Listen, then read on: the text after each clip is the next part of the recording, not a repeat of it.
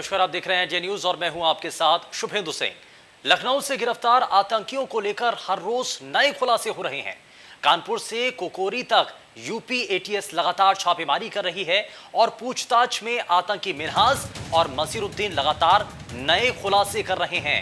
आतंकी साजिश में शामिल महिलाओं के बारे में हम आपको पहले ही बता चुके हैं, लेकिन जो हम आपको बताने जा रहे हैं वो वाकई बेहद खौफनाक है। आतंकियों के टेरर क्लास और क्लासरूम के बारे में आपने जरूर सुना होगा, लेकिन हम बताएंगे आतंकियों के टेरर स्कूल के बारे में, कैसे आतंकी संगठन इस स्कूल के जरिए युवाओं को निशाना बनाते हैं और कैसे उन्हें आतंकी रास्ते पर आने के लिए प्रेरित करते हैं। यह सब बताएंगे अपने खास प्रोग्राम आतंक का टास्क 10 में।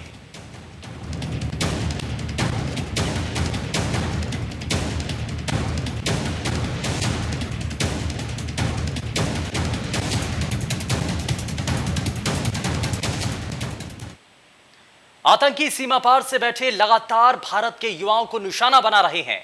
युवाओं को आतंक के रास्ते पर लाने के लिए नए नए हथकंडे अपना रहे हैं। आतंकी संगठनों का क्या है टेरर स्कूल, और इस स्कूल के जरिए वो कैसे कैसे अलग अलग तक पहुंच करके आतंकी साजिश के लिए उकसाते हैं। एक रिपोर्ट आप देखिए। आतंकियों का नया क्रैश कोर्स, आतंकी साजिश का मिल गया सोर्स। साजिश के लिए टेरर स्कूल का प्लान, देश के दुश्मनों का कोडवर्ड भाईजान। लखनऊ में आतंकी साजिश पर आपने अब तक न जाने कितने खुलासों के बारे में जाना होगा। हर रोज आपको अलग अलग एंगल से खुलासे बताए जा रहे होंगे। अब तक आपने जाना होगा कि कैसे लखनऊ में गिरफ्तार आतंकी 15 अगस्त को पहले देश को दहलाने की साजिश रच रहे थे। काकोरी से कानपुर तक का कनेक्शन भी आपके सामने आया होगा। गिरफ्तार आतंकी यूपी एटीएस की कस्टडी में हर रोज एक नया राज खोल रहे हैं। आतंकी ने पूछताछ में आतंकी शिक्षा के रूप में दिए जाने वाले क्रैश कोर्स के बारे में बताया है, जो कि अल-कायदा द्वारा पढ़ाया जा रहा था। ये आतंकी क्रैश कोर्स पास करने के बाद दूसरी घटनाओं को अंजाम देने वाले थे। आतंकियों ने बताया कि क्रैश कोर्स को पास करने के बाद आतंकी संगठन जिम्मेदारी देते हैं। हिंदुस्तान से बाहर आतंकी संगठनों की निगाह थे हिंदुस्तान के युवाओं पर।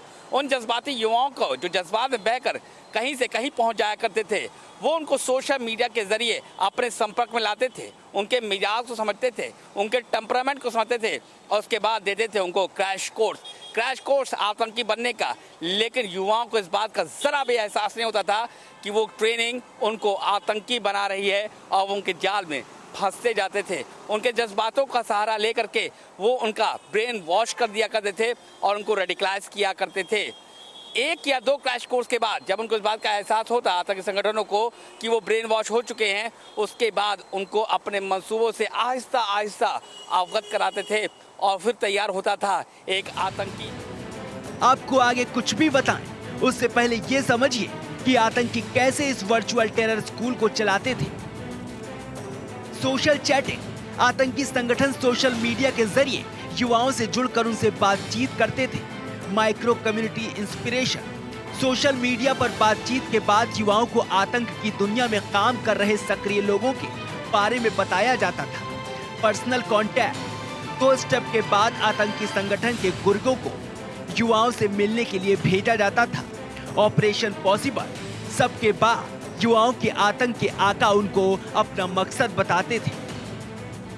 खबरों की माने तो उत्तर प्रदेश समेत अन्य जगह पर आतंकी घटनाओं को अंजाम देने के लिए इन सभी जिहादियों को क्रैश कोर्स के जरिए आतंकवाद की शिक्षा दी जा रही थी, जिसमें लखनऊ से पकड़े गए आतंकी मिन्हाज और आतंकी मसीरुद्दीन इसी क्रैश कोर्स को पास आउट करके आतंकी घटनाओं को अंजाम देने के लिए तैयार किए गए थे।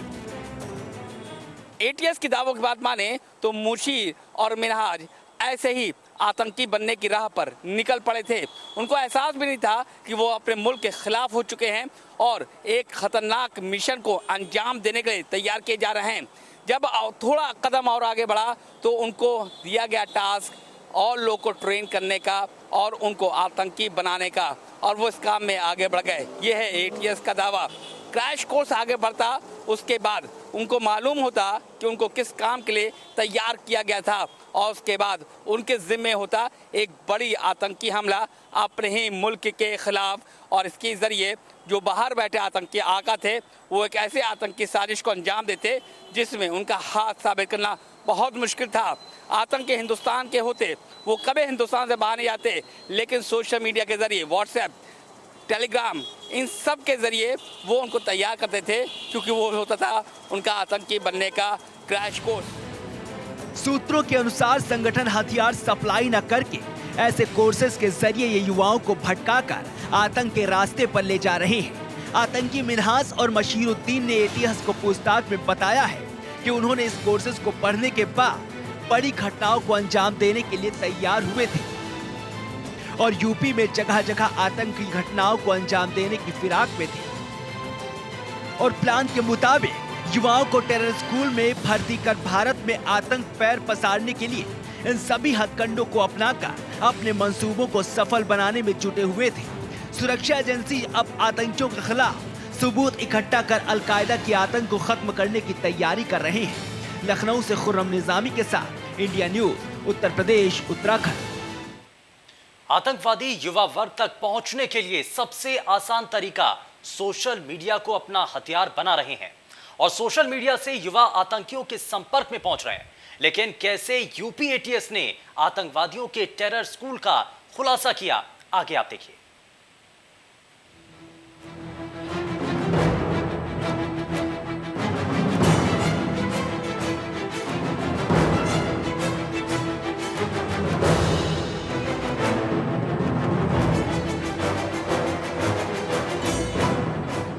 आतंकी संगठन युवाओं को रिझाने के लिए सोशल मीडिया को अपना हथियार बनाते हैं।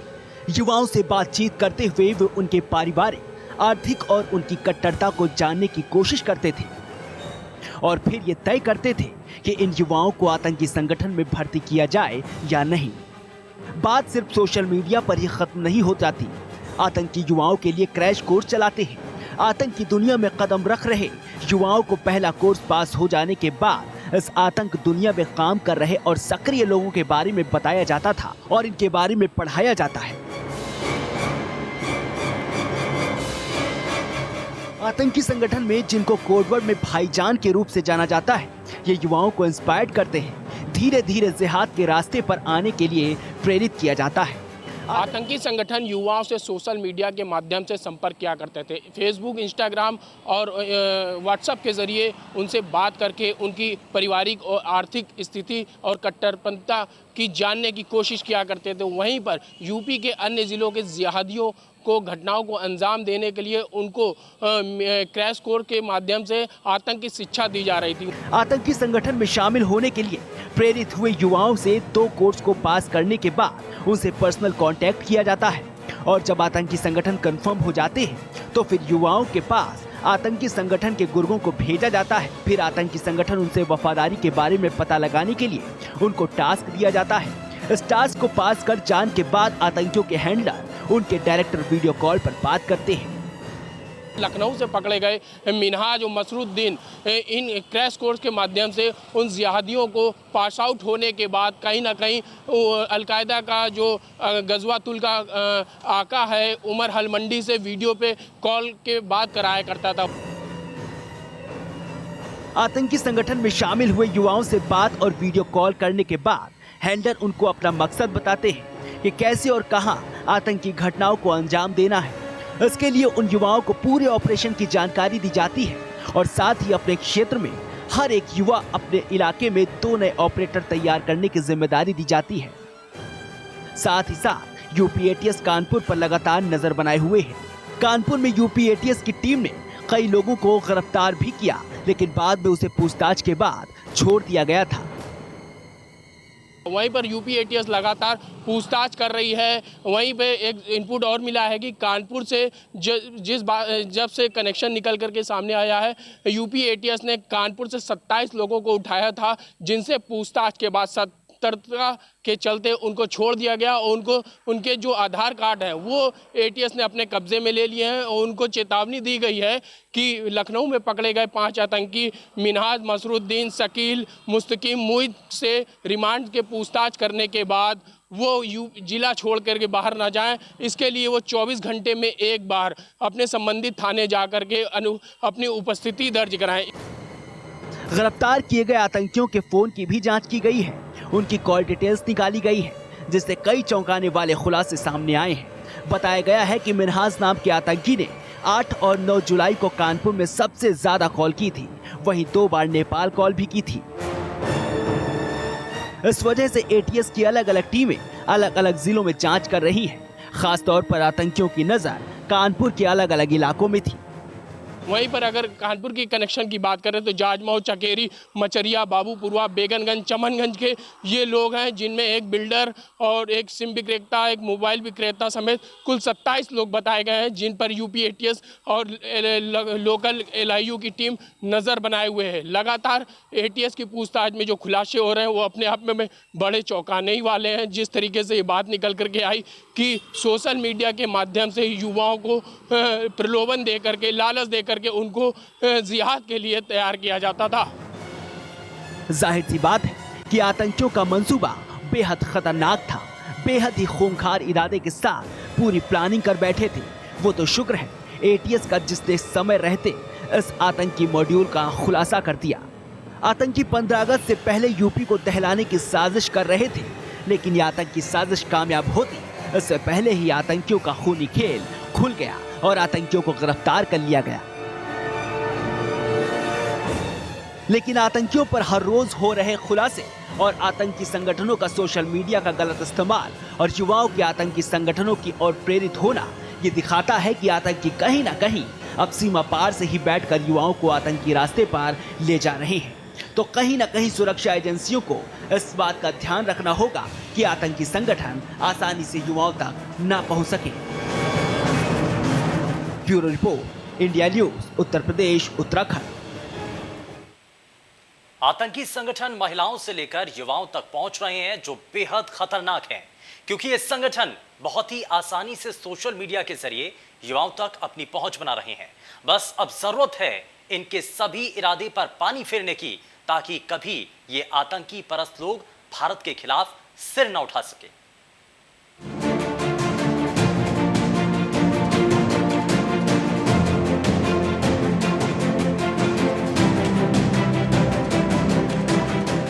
आतंकियों की गिरफ्तारी के बाद काकोरी से कानपुर तक छापेमारी की गई है। खबरों की माने तो पता चला है कि लखनऊ में जिस आतंकी साजिश का खुलासा हुआ है उसमें 3 महिलाएं भी शामिल थी। ये महिलाएं पनकी के गंगागंज इलाके की थी और इन महिलाओं को मानव बम बनाने की तैयारी चल रही थी। अलकायदा के 2 आतंकी गिरफ्तार होने के बाद लगातार एटीएस कार्रवाई कर रही थी, तो वहीं पर 3 लोगों की और गिरफ्तारी की गई। वहीं शकील और मुईद की गिरफ्तारी के बाद ये पता चला कि कानपुर का जो कनेक्शन है वो शकील और मुईद का था, जिसकी निशानदेही और रेकी के बाद मिनहाज और मशरुद्दीन कानपुर आए थे। कानपुर के साथ साथ कई क्षेत्रों की उन्होंने रेकी की थी, जिसके बाद ये भी सूचना मिली थी कि उमर हलमंडी भी कानपुर आ चुका है। कानपुर आने के बाद उन्होंने ये तय किया था कि कानपुर में महिलाओं विंग का एक संगठन तैयार किया जाए, जिसके लिए उन्होंने शकील की दूर की रिश्तेदार को अपने संगठन में शामिल कर लिया था। उस संगठन में शामिल करने के बाद यूपी के अलग अलग जिलों से भी उन महिलाओं। लेकिन जैसे ही एटीएस ने आतंकी साजिश में शामिल महिलाओं की गिरफ्तारी के लिए कानपुर में छापेमारी की, उससे पहले ही ये महिलाएं अंडरग्राउंड हो गई। हालांकि एटीएस अभी लगातार जांच कर रही है कि वो महिलाएं कहां लापता हो गई हैं, क्योंकि यह खबर चौंकाने वाली है कि आतंकी साजिश में महिलाएं भी शामिल थी। इसलिए एटीएस की टीम लगातार अलग अलग जिलों में छापेमारी कर रही है। सूत्रों की माने तो खबर ये भी है कि सुरक्षा एजेंसियों की कार्रवाई के बाद ये महिलाएं नेपाल भी भाग सकती है। ट्रेनिंग के दौरान मौत हो गई थी। वहीं कानपुर कनेक्शन काकोरी से साफ तौर पर निकल करके सामने आया है। वहीं कानपुर की अगर बात करें तो कानपुर आतंकियों का गढ़ माना जा रहा है, क्योंकि 2000 में जिस तरीके से कानपुर के आर्यनगर में कुकर ब्लास्ट हुआ, उसके बाद कानपुर में अलकायदा, हिजबुल मुजाहिदीन और अब अलकायदा के जो आतंकियों कनेक्शन निकल करके सामने आया है, उससे एक बात साफ होती नज़र आ रही है कि आतंकियों को जिस तरीके से अपने यूपी या अन्य देशों जिलों में ब्लास्ट या किसी प्रकार की खुफिया सूचना रखने की ज़रूरत होती थी, वो अपने गढ़ को कानपुर बनाने की कोशिश की फिराक में रहा करते थे। वहीं जिस तरीके से अलकायदा के सूत्रों के हवाले से खबर आई है कि यूपी एटीएस की पूछताछ में खुलासा हुआ है कि अलकायदा का जो आतंकी गढ़ था वो कानपुर बनाने की फिराक में था। हालांकि यूपी एटीएस में उसको गिरफ्तार करके एक बड़ा खुलासा किया है। लेकिन आतंकी मॉड्यूल में उत्तर प्रदेश के कई युवक जुड़े हैं और उनके बारे में भी छानबीन की जा रही है। कई युवकों को मानव बम बनाए जाने की बात भी सामने आई है, जिसके बाद आईबी समेत सभी खुफिया एजेंसियों और अधिक सक्रिय हो गई हैं। पूरे प्रदेश में अलर्ट कर दिया गया है। विधानसभा चुनाव से पहले प्रदेश में आतंकी साजिश के सामने आने के बाद एजेंसियां कई बिंदुओं पर छानबीन कर रही हैं। अलकायदा की यूपी और लखनऊ में सिलसिलेवार ब्लास्ट की नापाक प्लानिंग थी, जिसे नाकाम कर दिया गया है। कामयाबी बड़ी है, लेकिन सवाल भी सामने है कि आखिर उत्तर प्रदेश की राजधानी के बीचों बीच अलकायदा के आतंकी कैसे धमाके की प्लानिंग कर रहे थे कि गिरफ्तारी आतंकियों को पाकिस्तान अफगानिस्तान बॉर्डर से दोनों को कमांड दिया जा रहा था। सुरक्षा एजेंसी काकोरी कानपुर, केरल और कश्मीर पहुंचने के बाद इसी बिंदु पर जांच कर रही है। कैसे आतंकी संगठन उत्तर प्रदेश के युवाओं को आसान टारगेट बनाते जा रहे हैं। नहीं किया जा सकता कि केएलएफ आतंकी संगठन से जुड़े गगनदीप की हस्तिनापुर के दूधनी से गिरफ्तारी और उसके बाद गढ़ रोड के एक गांव से आसिफ की गिरफ्तारी और फिर मंगल की गिरफ्तारी ने भी ये साफ कर दिया है कि तमाम आतंकी संगठन पूरे उत्तर प्रदेश में कोई बड़ी साजिश रच रहे हैं और इस साजिश को बेनकाब करने में एटीएस और एसटीएफ पूरी मुस्तैदी से जुटी है। अब तक हुए खुलासे के बाद साफ है कि आतंकी संगठन अपना टारगेट युवाओं को बना रहे हैं। युवाओं के साथ साथ आतंकियों की नजर महिलाओं पर भी है, जिसे आसानी से आतंक के रास्ते पर लाया जा सके और उसे आतंकी घटनाओं के लिए इस्तेमाल किया जा सके। आतंकियों का इरादा बेहद खतरनाक है, जो हर भारत में खूनी खेल खेलना चाहते हैं। लेकिन बस अब जरूरत है उन आतंकियों पर आखिरी प्रहार करने की और उससे हमेशा एक कदम आगे चलने की। Bureau report, India news, Uttar Pradesh, Uttarakhand. पेशकश में फिलहाल के लिए बस उतना ही। नमस्कार।